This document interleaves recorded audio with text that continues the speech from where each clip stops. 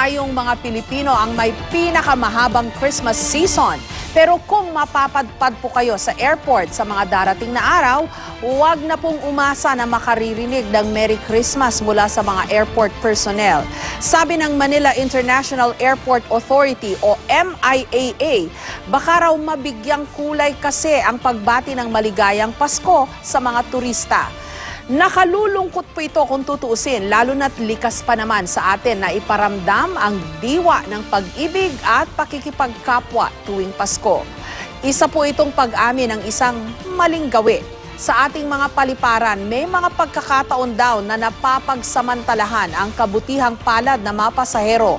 Kaya kung hindi po mainit ang maging pagsalubong sa inyo sa airport, huwag na po itong personalin. Dahil ang pagsalubong sa Pasko, hindi dapat gamiting pagkakataon para dumilihensya at humingi ng regalo.